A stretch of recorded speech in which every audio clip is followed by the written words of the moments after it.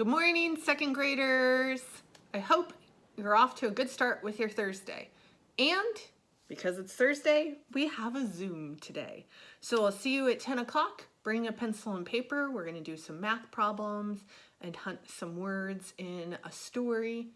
And we're going to have a visitor.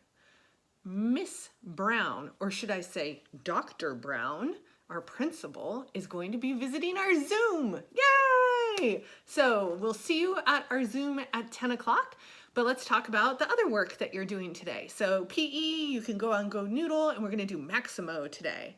So lots of fun ones to choose from there. For math today, you get to go on to Brain Pop Junior, and I'm not really supposed to teach this to you yet. Don't tell anyone. But we're going to learn about perimeter. And that's just a fancy word for finding out how far around something is. Perimeter.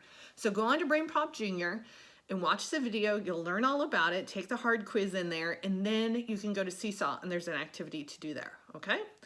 For reading today, you're going to go into your skinny book and you're going to get to read a version of a story that you've probably heard before, The Lion and the Mouse. This is a famous fable. And today and tomorrow, we're going to talk a little bit about fables. Fables are short stories. They often have animal characters in them that kind of act like humans, and they teach a lesson. So you're going to get to read The Lion and the Mouse today, and then tomorrow you're going to get to read a bunch of fables and epic books too, okay? For your writing, we're going to look at your writing assignment at the very end. It's going to be something that's in Google, and I'll show you kind of how to do it real quick at the end of this. But let's see, spelling and grammar, you're going to do a bunch of pages in your fat book that will help you practice your spelling words. Read 20 minutes of a chapter book, and then you have a Nearpod lesson to do. It's all about Joshua Tree National Park. Joshua Tree National Park is it's over by Palm Springs, if you've ever been to Palm Springs. So if there's no traffic, you can drive out there in like 3 hours. It's not that far from us. You just have to drive out to it. And it's a desert. So it's perfect for when we're studying about desert habitats. And there's a cool Nearpod activity. You get to read a little bit and watch a video and answer a couple of questions and learn a whole bunch about Joshua Tree National Park and about deserts.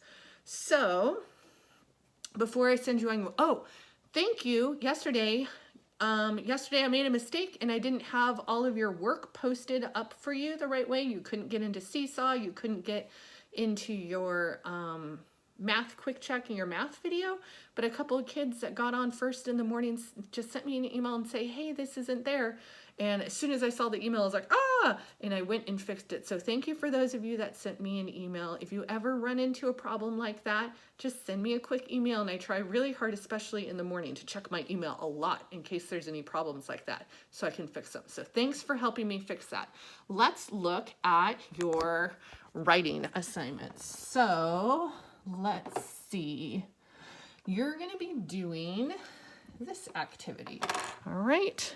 And basically there's over here on the side 1, 2, 3, 4, 5 different slides for you to work on.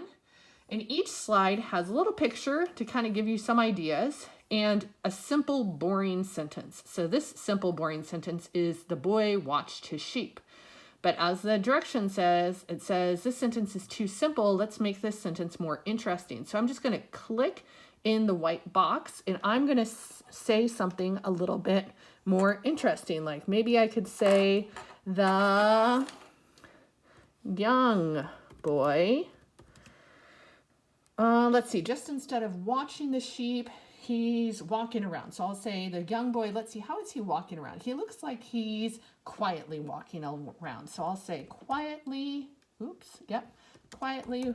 walked around. Let's see, how could I describe the sheep?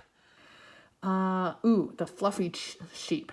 Maybe I'll call them his fluffy sheep. And then I'll still say that he was taking care of them while he watched them. So that is a lot more interesting sentence than just the boy watched his sheep. So once I finish that one, then I can click over here and I can see the next sentence. The lion sits with the mouse, and I want to click down below and make that better. Up at the top, mine looks different than yours, but you're going to have a turn in button that you can turn in there, okay? I'll see you guys at 10 o'clock at our Zoom.